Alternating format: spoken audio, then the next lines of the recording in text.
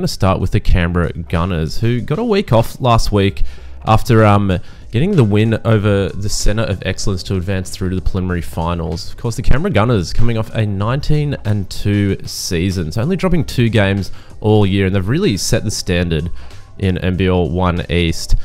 In that last game, it was a full-on team performance. James Tui with 14, Will Mayfield with 22, Derek Emilafon with 21, and Glenn Morrison with 22. Of course, you can't talk about the Gunners without talking about Glenn Morrison. It's just business as usual for the Brindabella Beacon, averaging 18 points, 10 rebounds for the season. And an underrated part of Glenn Morrison's game, which we noticed commentating, is his playmaking. They run a lot of sets out of Glenn Morrison in that high post, and that's very effective in opening up those slashing lanes for players like Derek Emilifonwu and Cam Pender. And then if not, kick it out to James Tui or a slashing Will Mayfield too. That starting 5 is got to be one of the best in the league. And the thing that really stands out for them is the height. It's a big, big lineup. And they all work really well together. There's a great chemistry there. So Glenn Morrison definitely leading the way for the Canberra Gunners. Definitely an MVP or at least a star 5 candidate at least for Glenn Morrison. And as we always say, NBL teams, what are you doing? Get Glenn Morrison on your lineup. Also, having a great season returning for the Canberra Gunners, Will Mayfield, averaging 17 points, 5 assists, 7 rebounds, and 3 steals. So the guy's been doing it all, and maybe being the missing piece from last season that can take them back to championship glory, the Canberra Gunners.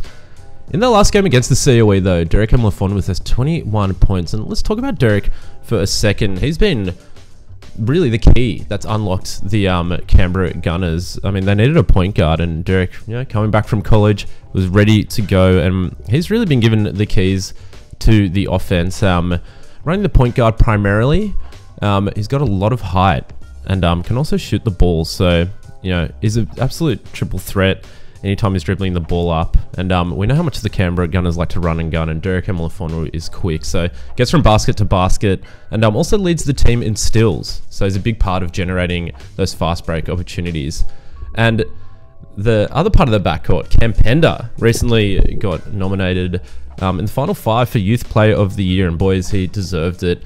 Another one of those versatile big players for the Canberra Gunners. Cam Pender, I think he's been underrated. He's just kind of filling in where needed. He's averaging 17 rebounds per game. Also doing a bit of playmaking. Can also play off ball as well. Very capable shooter. And I don't think Cam Pender and Derek Emilifon's impact on this team can be underrated. These two guys have really complemented the big 3 of Canberra well to give him, again, that deadly starting 5. So those two players, Pender and Emilafon, are definitely dark horses to lift this Canberra team up and over the edge. Of course, Pete Horak doing a great job.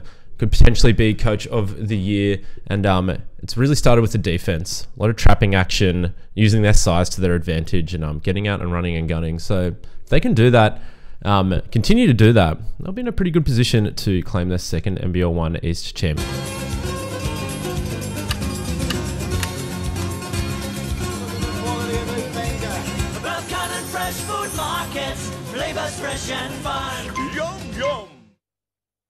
Next up, we have the Maitland Mustangs, the boys from the Hunter. Made the grand final last season, but couldn't quite get over the edge against the Sutherland Sharks. But hey, no Sharkies this year, so Maitland Mustangs, the I guess highest seeded team from last year, still to be in the finals at the moment, and for a reason.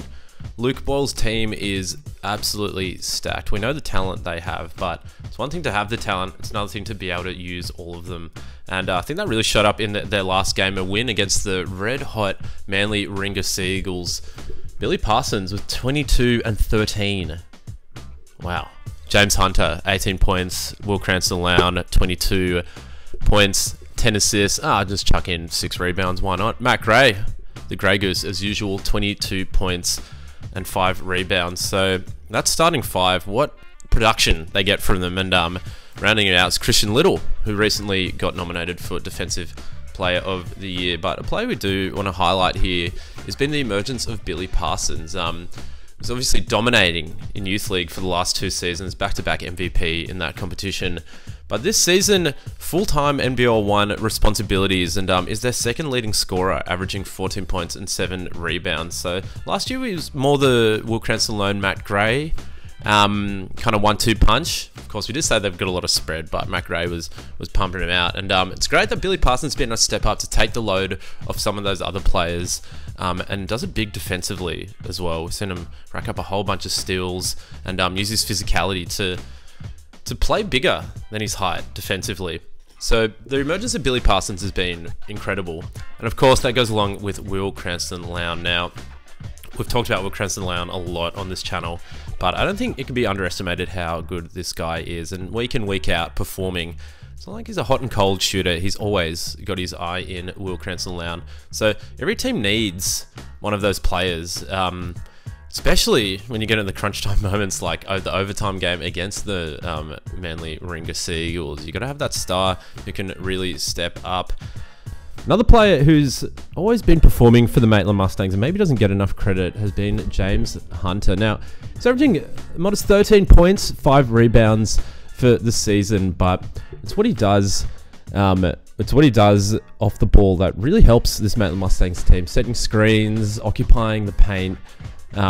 You know, being just a player that you can throw the ball to like shot clock situation, and he'll post up and get you a quick bucket, James Hunter, and he's third in scoring for this Maitland Mustangs team. But again, it is all about the spread, and just to be able to bring players like Luca Vea, Dan Milburn, J. Cole, another player who's nominated for Youth Player of the Year, your skipper, your veteran, Josh Clifford, Will Mortimer, the absolute biggest player, I gotta say, one of the tallest players in NBL1 East.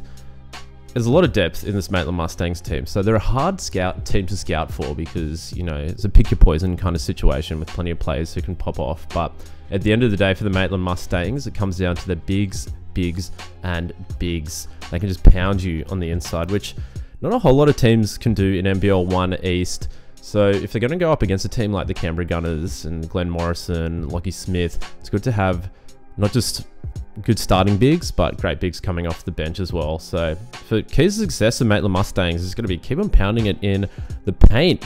If it ain't broke, don't fix it, especially in finals games. So people tighten up a little bit.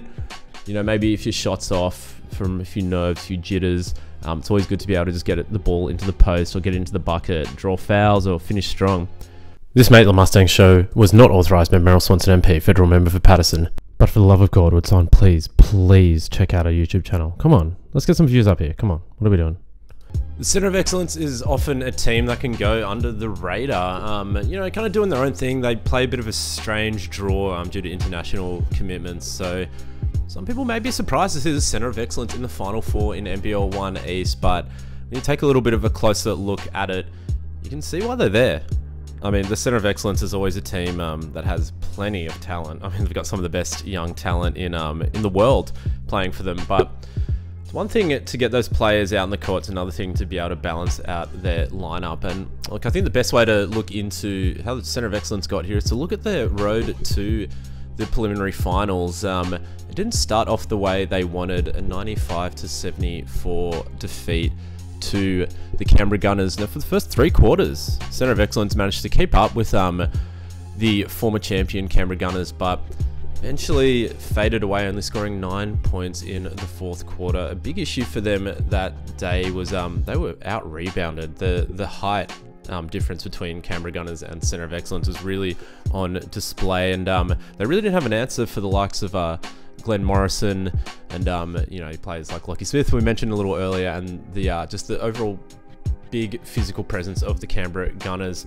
They also struggled to defend the perimeter. You had players like Will Mayfield popping off for 22, James Tui popped in for 14, Emma Lafonu with 21 as well, which we talked about just a little earlier. But the perimeter players for the Canberra Gunners were just getting everything they want, shooting great percentages as well. Every starter shooting over 50%. So yeah, defense a bit of an issue for the Centre of Excellence in the first round of the finals. But so because of the loss, they had another chance though, as the 4th seed against the Albury-Wodonga Bandits, and a lot of people thought this was a foregone conclusion for the Bandits with Dave Hickey, Kevin Blaylock, Sean Montague, Cummings, great. It's a great team. Mitch Dance even featuring off the bench as well for the Bandits, but it was the Center of Excellence getting a 10-point win, 90-80. And there's two huge factors in that. The first being Emmett Adair with 34 points, 7 rebounds, 3 blocks, and he did that off 81% shooting. It was a sensational game for Emmett Adair. Went 3 from 4 from 3, which is just incredible. But also did it from inside as well. I mean, Emmett Adair, real stretch 4, but you know, that's maybe an old school way of thinking about it because he is so versatile. Very long, lengthy player, but he's quick and has guard skills as well. Of course, giving him a shout out because he is a Bears junior, so always good to see North players representing. And what was working well is his combination with a Jack Nguyen, the big boy. He had 10 points, 7 rebounds in that game, off 75% shooting, but I think his versatility alongside Emmett Adair's really opened up a lot of options for the Center of Excellence. Both can shoot pretty well. Jack can definitely attack off the dribble. He's got very long arms, as you saw in those highlights, and also uses it defensively as well. Another player would be remiss to miss out on, if that makes sense, is Jacob Furphy. Now, the way I describe Jacob Furphy, the prototypical small forward, and we also love a lucky lefty. Should I say a lovely lefty? There's nothing lucky about his shot. I mean, Furphy just can spread the floor with his shooting, but the thing that really stands out when you watch his game is his finishing touch. Can finish with both hands, got a especially soft touch with the left, but yeah, can just maneuver into his position. He's very patient on offense as well for such a young player.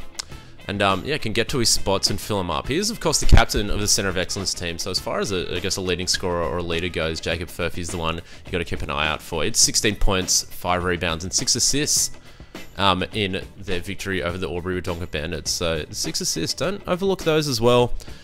Center of Excellence, they are an unselfish team. I mean, because everyone we know on that team can score, but you know, it's a matter of, again, as we said at the start, unlocking all the potential. Final player to keep an eye out for is Dash Daniels. Of course, I've been watching Dyson on the Olympic stage tear it up, and got to say, they got pretty similar games, Dash and Dyson. An absolute defensive specialist on ball, can move the feet really well, uses as the athleticism to stay in front of players, but also the playmaking can't be underestimated. Because players like Dash Daniels, they can just use that athleticism, that physicality, get 2 feet in the paint, and look for those kickouts. You know, the defenders are always going to collapse on him because he's got a plethora of finishing moves and can just power through contact. But what impressed me about Dash Daniels is gets into the paint a lot, penetrates a lot, but also looks to set up slashes, set up shooters, which is a great instinct to have for a point guard. Had 10 points, 8 rebounds, and 5 assists in their win against the Albury-Wodonga Bandits. So another great performance. In fact, their starting 5 all really played quite well. So Dash Daniels, Furphy, Adair, Nguyen. Look, sometimes you don't know with the Center of Excellence who's going to suit up. Of course, you know, we don't know a whole lot about college commitments, international commitments, but you always know Center of Excellence is going to put a very talented team on the floor, and hey, even short-handed, they've managed to make it through to the Final 4 of NBL1 East. The Sydney Comets have to be one of the most exciting teams remaining in the men's competition, and gotta say, not a whole lot of people thought they would be here. I mean, it was a bit of a hot and cold regular season, 14-8 for the Comets, but there was a lot of injuries, a lot of chopping and changing, but towards the end of the season, they looked invincible, and they carried that through to the finals, getting a bit of, what would you describe as an upset victory over the Inner West Bulls. Not to take anything away from the Comets, but the Bulls been one of the best teams all season, but there was no problems for the Sydney Comets on the away court as well, winning 72-83. And look, you can't go past the Sydney Comets without talking about the incredible play of Bwali Bale. So it's time to do a bit of a segment of how does Bwali do it? Now, we see them setting up a bit of a horns action, a bit of high pick and roll to get Bwali Bales going downhill. They get the switch on to Jake Omar, which Bwali Bales is much bigger than, and goes in that patented step back fadeaway. You see that a lot from Bwali Bales, kind of dropping that shoulder, using that physicality to, you know, edge his defender off a bit, and then just going into that turnaround jump shot. Running the fast break as well is just relentless. Even if you get a hand up, even if you get a body in front of him, he just powers through the contact while he bails. It's that speed. He can get anywhere on the court that he likes. On this play, you see him use a bit of a dribble move and step back out for 3. So showing off his range while he bails. He can really hit you from anywhere in the court. And also doing it on the fast break. Look at this speed. Seriously, keep up with that. And just, you know, puts Jimmy McCann on the floor on his way to the basket. So Buali Bales can just score in absolutely any way he likes. And it's one thing to have the talent to score, but it's another thing to have the energy and the relentlessness to go after it. Buali Bales does not take a possession off, and he's a man on a mission this year, trying to lift the Sydney Comets team to the championship title. And it's been great to see Buali Bales back in New South Wales, back with his junior club, and dominating. So it's been one of the best stories of the 2024 season in NBL1 East. But it's not just Buali Bales, it's the other guys stepping up as well, namely the Twin Towers, Obi Che and Johnny Sonogoratz. Now moving on to their victory against the Manly Ringer Seagulls, 82-62. Those two guys came up big. Obi Che, 20 points, 10 rebounds. Johnny Sonogoratz, 10 points, 9 rebounds as well, and some huge dunks. Johnny's been throwing them down this year. So yeah, get him on the highlights reel. Those two, they complement each other quite well, because we know Johnny can step out and shoot the 3. Obi Che splashing a few 3s in that game as well. But it's good to have those twin towers who don't just clog up the paint. You know, they complement each other. If one's in, if one's in the paint, one's normally out in the perimeter, and vice versa, or they can both space the floor on the perimeter, but both of them can get down and bang as well. And to have Obi Che and Johnny Sonogoratz setting those screens for your guards like Anthony Mundine, Buali Bales, and Matty Waisha, it's a huge threat. You know, pick your poison on Obi Che, Buali Bales, pick and roll. You know, Obi Che roll into the ring. Oh, okay, that's scary. But Buali Bales, you definitely got to keep your coverage on him.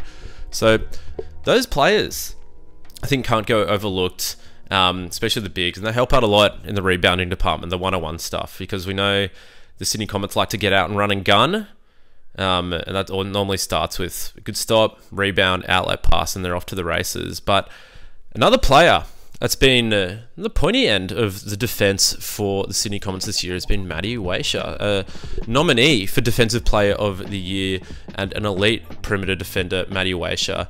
We know Sydney Comets, every Sydney Comets team loves to play the press, and Matty Waisha is the embodiment of it. He'll pick you up full court all game long, moves his feet really well, uses his body, and uses his speed as well to stay in front of defenders. And Matty Waisha leading that press leads to a lot of turnovers, a lot of sloppy passes, and that opens up the Sydney Comets to do what they like doing best, which is running and gunning. So the pressing action, or the high intensity defense leading to fast break opportunities, is really the bread and butter for the Sydney Comets, and it's worked all year. So if it ain't broke, don't fix it. And definitely got one of the best starting 5s in the whole competition, the Sydney Comets. So they're going to be a really exciting team to watch over the next 2 weeks. They've been exciting all year, but you never know what you're going to get when the Sydney Comets come to town. And with Buali Bales in MVP form, geez, they might just be able to go all the way.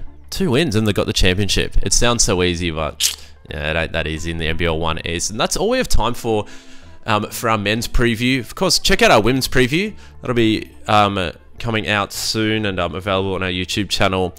As I said earlier, don't forget to check out the rest of our content on our YouTube channel. We've been doing breakdowns and analysis of many teams all season.